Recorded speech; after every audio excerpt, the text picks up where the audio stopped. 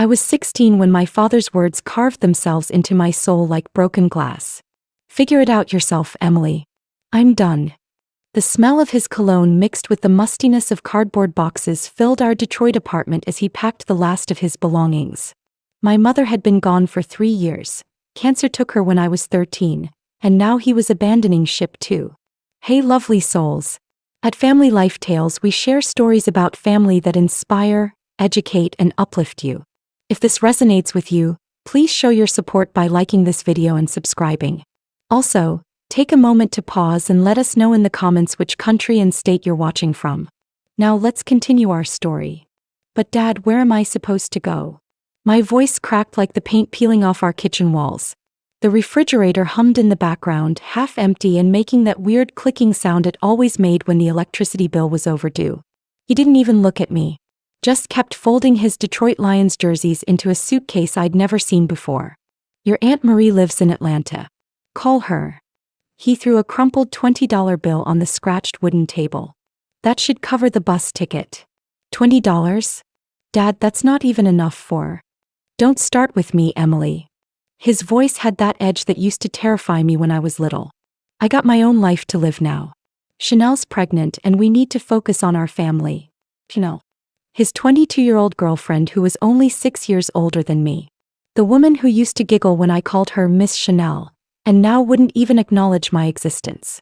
I am your family, I whispered, but he was already walking toward the door, suitcase in hand. The apartment suddenly felt enormous and suffocating at the same time. That was the last time I saw my father face to face. 6 years later, I thought I'd buried the pain deep enough. I was wrong. The bus ride to Atlanta was the longest 23 hours of my life. Aunt Marie met me at the Greyhound station with tears in her eyes and arms wide open. She smelled like coconut oil and vanilla, nothing like the sterile hospitals where Mom spent her final months. Baby girl, you're home now, she whispered into my hair as other passengers rushed past us. The station was loud, filled with announcements and diesel fumes, but her voice cut through all of it. Aunt Marie was Mom's younger sister, only 32 with 2 kids of her own, Nathan who was 14 and little Destiny who was 8. Their house in College Park was small but warm, with family photos covering every surface and the constant smell of something delicious cooking. Your daddy ain't right for this, Marie said that first night as we sat on her back porch, watching Nathan shoot hoops in the driveway. But you gonna be alright. We gonna make sure of it. She enrolled me at Benjamin Mays High School the next Monday. I was scared, angry, and felt completely out of place, but I threw myself into my studies like my life depended on it. Because it did. The guidance counselor, Mrs. Clark, took special interest in me. You're smart, Emily. Don't let your circumstances define your future. She helped me apply for every scholarship and grant available. By senior year, I had a full ride to Georgia State University. When I walked across that graduation stage, I looked into the audience hoping to see my father's face. Instead, I saw Aunt Marie, Nathan, and Destiny cheering louder than everyone else. That had to be enough. College was my sanctuary. Georgia State University's downtown campus buzzed with energy that made me forget the hollow ache in my chest whenever Father's Day commercials played on TV. I majored in business administration with a minor in psychology, determined to build something meaningful from the wreckage of my childhood. My roommate, Jasmine, was from Savannah, bubbly, privileged, and completely clueless about struggle. You never talk about your parents, she'd say while FaceTiming her dad about her car payment or spring break plans. They're not around, I'd respond, burying my nose deeper into textbooks. Academic success became my armor. Dean's List every semester, internships at Fortune 500 companies, president of the Business Student Association. During sophomore year, I got a part-time job at Turner Broadcasting. The corporate world suited me, structured, predictable, merit-based. Unlike family, work rewarded loyalty and effort. You're impressive, Emily, my supervisor, Mr. Monroe, told me during my performance review. Most students your age don't have this level of focus. If only he knew that focus came from having nothing to fall back on. No safety net. No daddy's credit card or family connections to cushion failures. I graduated summa cum laude at 21, accepted a position at a marketing firm in Buckhead, and moved into my own one-bedroom apartment in Virginia Highland. The rent was steep, $1,200 a month, but it was mine. Every stick of furniture, every bill, Every decision was mine. Aunt Marie was proud but worried. You work too much, baby. When's the last time you went on a date? I laughed, but she wasn't wrong. Building a life from nothing didn't leave much time for romance. It was a random Tuesday evening in March when curiosity got the better of me. I'd been working late on a campaign presentation, my apartment quiet except for the hum of my laptop and Atlanta traffic 23 floors below. Something made me open Facebook. Maybe loneliness, maybe masochism. I typed Rocco Williams into the search bar. My father's name was common, so dozens of profiles appeared. But there he was, third one down, looking older but unmistakably him. The same deep-set brown eyes, the same cocky smile that used to make my mother laugh. His profile was public and my hands trembled as I scrolled. Photos of him and Chanel at what looked like a housewarming party. She was heavily pregnant in one picture, glowing in a yellow sundress. The caption read, "New house, new baby, new beginnings. God is good. New beginnings. Like I never existed." More photos. Gender reveal party with blue confetti everywhere. A baby shower with elaborate decorations and what looked like expensive gifts. A hospital photo of him holding a tiny baby boy, tears streaming down his face. Meet Adrian. Daddy loves you more than words can say. My chest tightened. He named his son after himself. The son he chose to raise. The child who would never wonder if his father loved him enough to stay. I kept scrolling, torturing myself with images of the family he built after discarding me. Birthday parties, Christmas mornings, beach vacations. All the moments I'd imagined sharing with him someday given to strangers. The worst part. In every photo he looked happy. Genuinely, completely happy. Like forgetting me was the easiest thing he'd ever done. I couldn't stop myself from digging deeper. Late nights turned into Facebook stalking sessions that left me emotionally drained and furious.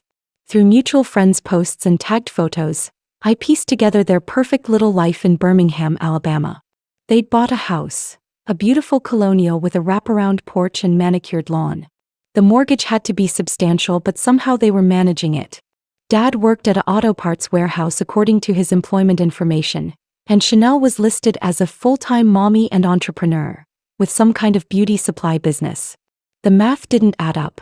How do you afford a $300,000 house on a warehouse salary and a startup beauty business? I found my answer in a post from Chanel's mother. So proud of my baby girl and Rocco for getting approved for the first-time homebuyers program. Sometimes dreams do come true. First-time homebuyers program. Government assistance for people who'd never owned property before. The same programs I'd researched but never qualified for because my income was too high, according to federal guidelines. My father had erased me so completely that he could legitimately claim to be a first-time homebuyer. On paper, Adrian was his first and only child. The irony was suffocating. I was working 60-hour weeks, paying market-rate rent, building credit from scratch, while he was getting subsidized housing by pretending I didn't exist. But the photos that really broke me were from Adrian's first birthday party. An elaborate backyard celebration with a bounce house, catering, and what looked like 50 guests. My father was wearing a custom t-shirt that said, "World's #1 Dad." I slammed my laptop shut and cried until my eyes were swollen.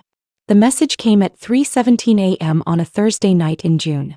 I was deep in sleep when my phone buzzed on the nightstand, the blue light cutting through my blackout curtains like a blade. Unknown number with a Birmingham area code. "Hey Emily, this is Chanel. I know this is random, but I really need to talk to you. It's important. Please don't ignore this." I sat up in bed, heart hammering against my ribs. After 6 years of silence, she was reaching out. At 3 a.m., my hands shook as I typed back. "What do you want?" The response came immediately, like she'd been waiting by her phone. "I found some stuff. About your mom. About what really happened when you were little. Rocco has been lying to both of us. Can you call me? Please? I can't do this over text." My mouth went dry. What could she possibly know about my mother that I didn't? Mom died of breast cancer when I was 13. Dad told me she fought for 2 years before losing the battle. It was devastating but straightforward. My phone rang before I could respond. Chanel's number lit up the screen. "Hello." My voice was barely a whisper. "Emily, thank God you answered." Chanel sounded different than I remembered. Older, strained. "I'm so sorry to call this late, but Rocco is working night shifts this week, and this is the only time I can talk freely.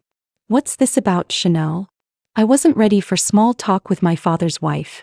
I found papers, Emily. Legal documents hidden in his toolbox. About your mom's life insurance policy. About money that was supposed to go to you. The room started spinning. What are you talking about? Your father has been lying to you about everything. Start from the beginning, I demanded, pacing my apartment like a caged animal. The hardwood floors creaked under my feet as Atlanta's skyline glittered outside my windows. Chanel's breathing was shaky on the other end. Last week the air conditioner broke. Rocco went to get his tools from the garage and I was helping him carry stuff. There's this old metal toolbox he never lets anyone touch, says it's private work documents. I could hear a baby crying in the background, probably Adrian. She shushed him gently before continuing. The latch was broken and when I picked it up, papers scattered everywhere. I was just trying to put them back, but I saw your name. And your mama's name. Legal papers, Emily. From right after she died. My legs gave out and I collapsed onto my couch. What kind of legal papers? Life insurance documents. Your mama had a $50,000 policy through her job at the hospital. You were listed as the primary beneficiary. But there's also paperwork showing Rocco claimed the money as your guardian. $50,000. When I was 16 and desperate, scrounging for bus fare to Atlanta, my father had $50,000 that belonged to me. There's more, Chanel whispered. Medical records. Your mama didn't just die from cancer, Emily. She died from complications during treatment. The hospital made some kind of mistake with her medication. There was a settlement. I couldn't breathe. How much? $230,000. Paid out 6 months after the funeral. All of it went to Rocco as your legal guardian. Nearly $300,000 total. Money that could have paid for my college, helped me start my life, bought me a house. Money that was rightfully mine, stolen by the man who threw $20 at me and told me to figure it out myself. Why are you telling me this? My voice was barely audible. Because I have a baby now. And if something happened to me, I'd want someone to make sure Adrian got what was his. I didn't sleep for the next 3 days. Every time I closed my eyes, I saw my mother's face during those final months. Weak, worried, whispering apologies for leaving me alone. She'd been trying to secure my future even as cancer ravaged her body, and my father had stolen it all. Chanel texted me again Friday morning. I took pictures of the documents before he got home. Can you meet me somewhere? I think you deserve to see everything. We agreed to meet at a Starbucks in Birmingham that Saturday. The 2-hour drive from Atlanta felt like an eternity. My hands gripped the steering wheel so tight my knuckles were white, imagining what I'd say to my father when I confronted him. Chanel looked different than in her Facebook photos. Tired, stressed, younger somehow. She'd aged gracefully into her looks, but worry lines creased her forehead as she clutched a manila envelope. I'm sorry, Emily. I'm so damn sorry. Tears rolled down her cheeks as she slid the envelope across the small table. I had no idea. When we got together, Rocco told me you were rebellious, that you chose to leave. He made it sound like you abandoned him. Inside the envelope were photocopies of everything. The life insurance claim. The malpractice settlement. Bank statements showing deposits. And most damning of all, a letter from a lawyer advising my father that as my legal guardian, he was required to hold the money in trust until I turned 18. He'd never intended to give me a penny. There's something else, Chanel said quietly. About why he really left Detroit. She pulled out a foreclosure notice dated 3 weeks before he abandoned me. Our apartment had been in foreclosure for 6 months. He'd spent my mother's money on gambling debts and bad investments, then fled to Alabama to escape the creditors. I wasn't just abandoned. I was left holding the bag for his failures. That night in my hotel room, I spread every document across the bed like pieces of a puzzle. Chanel had been thorough. Bank statements, legal correspondence, even emails between my father and various lawyers about managing the minor child's assets. The money trail was clear.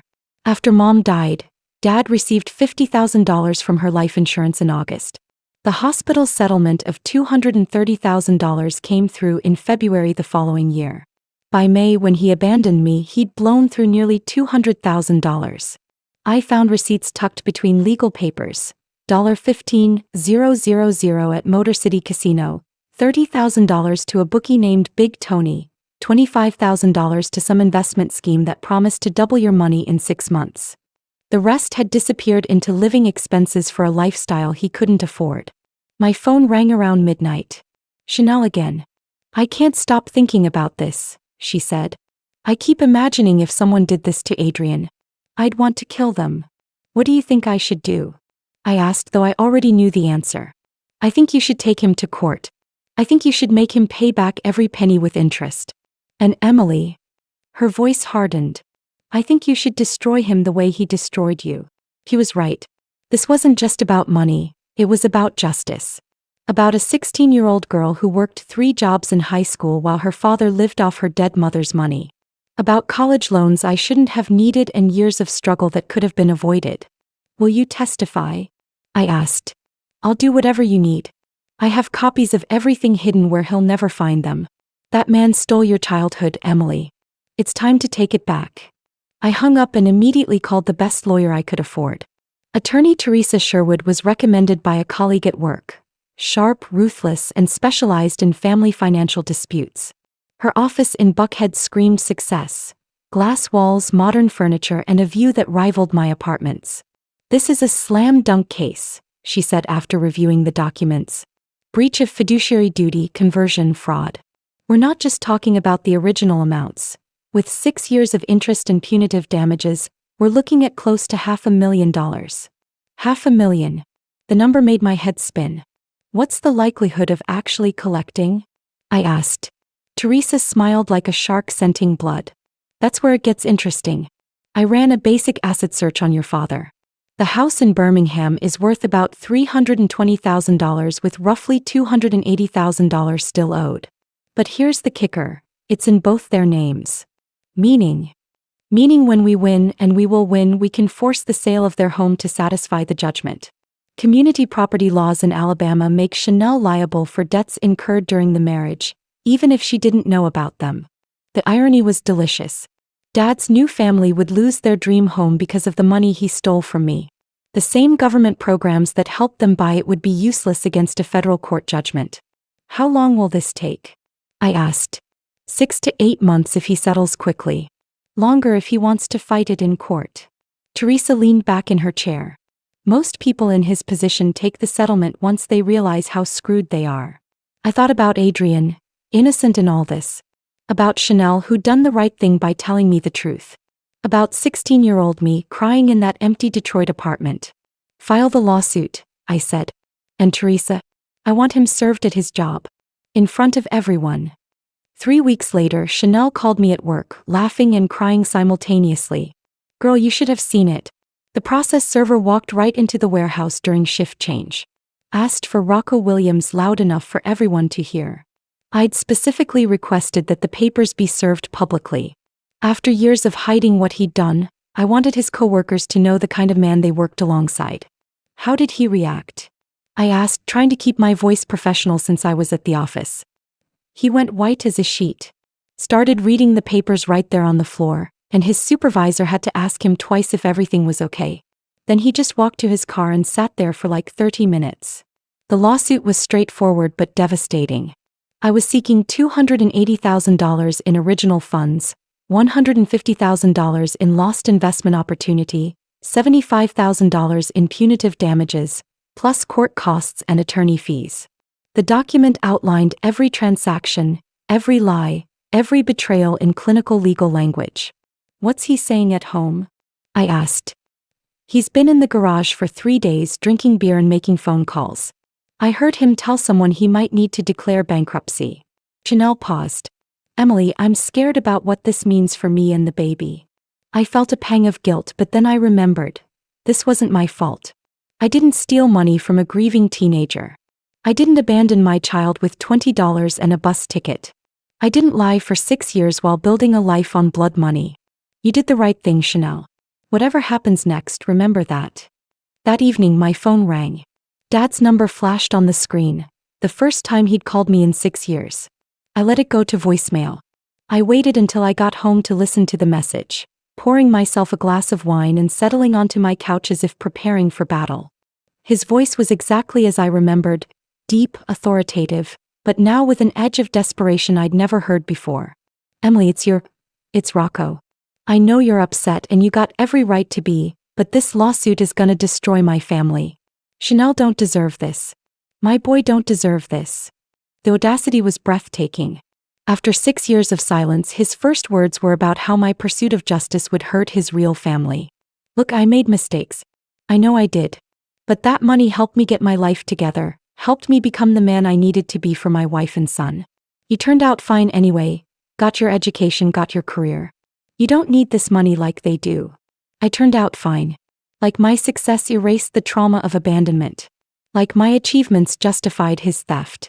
I'm asking you to drop this. As your father, I'm asking you to think about your little brother. You want to be the reason he grows up homeless. My little brother. The manipulation was masterful, using a child to guilt me into protecting the man who'd stolen from me as a child. Call me back. We can work something out without lawyers. Family should handle family business privately. Family. Now I was family again when it served his purposes. I deleted the message and called Teresa Sherwood. He's running scared, she said after I told her about the voicemail. That's exactly the response I expected.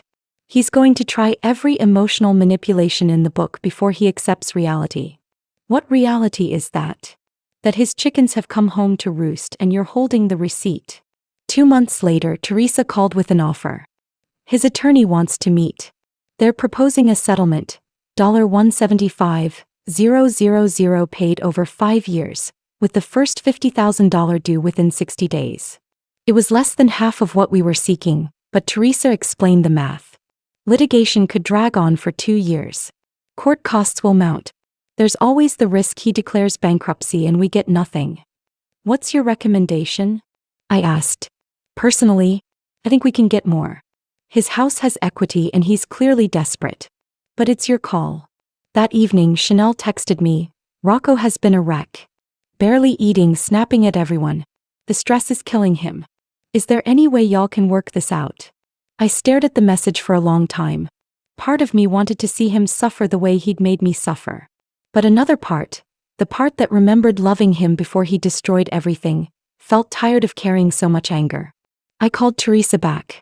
Set up the meeting. But I want to attend. That's not typical. Settlement negotiations usually happen between attorneys. Nothing about this situation is typical. I want to look him in the eye when he admits what he did. The meeting was scheduled for the following Friday at Teresa's office. My father would have to face me across a conference table and account for every dollar he'd stolen. After 6 years of silence, we were finally going to have our reckoning. One more thing, I told Teresa. I want Chanel there too. If she's going to lose her house because of his choices, she deserves to hear the truth directly from him. Teresa raised an eyebrow. You sure about that? Positive. It's time everyone in that family learned exactly who Rocco Williams really is. The conference room felt like a courtroom as we took our seats. Dad looked older, grayer, but his eyes still held that familiar mixture of arrogance and desperation. His attorney, a tired-looking man in an ill-fitting suit, shuffled papers nervously. Chanel sat beside him, clutching a diaper bag and looking like she'd rather be anywhere else. She avoided eye contact with me, but I could see her hands trembling. Thank you all for coming, Teresa began. We're here to discuss a resolution to Ms. Johnson's lawsuit against Mr. Williams for breach of fiduciary duty and conversion of funds totaling. I know what this is about, Dad interrupted, his voice sharp. He looked directly at me for the first time in 6 years. Emily, you look good. Successful. Don't, I said quietly. Don't try to make small talk after what you did. His jaw tightened. What I did was survive. What I did was rebuild my life after losing everything. That money helped me become a better man. That money belonged to me. My voice was steady, controlled. It was my mother's final gift and you stole it. I was your guardian. I made financial decisions. You made the decision to abandon me with $20 while you lived off my dead mother's insurance money. The words came out harder than I'd intended. You let me work 3 jobs in high school while you gambled away my inheritance. Chanel's sharp intake of breath cut through the tension. She was staring at her husband like she'd never seen him before. Rocco, she whispered. You told me her mama left her money to you, not to her. The silence stretched endlessly. Dad's attorney cleared his throat. Perhaps we should focus on the settlement terms. No, I said, standing up. I want him to say it. I want him to admit what he did. Dad's composure finally cracked. His shoulders sagged, and for the first time since I was a child, I saw him as he really was: small, broken, pathetic. You want me to say it? His voice was barely above a whisper. Fine. I took the money. All of it. Your mama's insurance, the settlement from the hospital. I was drowning in debt and I saw a way out. Chanel made a sound like a wounded animal. Oh my God, Rocco. Oh my God. I told myself I'd pay it back someday. When I got on my feet, when I could afford it. But then years passed and you were doing fine without it, and I let myself forget. You didn't forget, I said, my voice steady despite the tears streaming down my face. You chose to forget. Every Christmas, every birthday, every graduation you missed. You were spending my mother's money. He nodded, defeated. I know what I am. But Emily, please. Don't punish my family for my mistakes. Take everything from me but leave them out of it. I looked at Chanel, who was crying silently while rocking Adrian in her arms. An innocent child who would suffer because of his father's choices, just like I had. Here's what's going to happen, I said, turning to Teresa. We'll take the settlement. $175,000. But I want the first $50,000 in 30 days, not 60. And I want a written admission of guilt. Dad's attorney started to object, but I held up my hand. I'm not finished. The remaining balance will be paid over 4 years, not 5. And if he misses a single payment, the full amount becomes due immediately. Emily, Dad started. I'm not finished. My voice echoed in the small room. You will also write a letter to every family member explaining exactly what you did and why. No more lies. No more pretending I chose to leave. The room was silent except for the soft sounds of the baby. And Rocco, I said, using his name for the first time.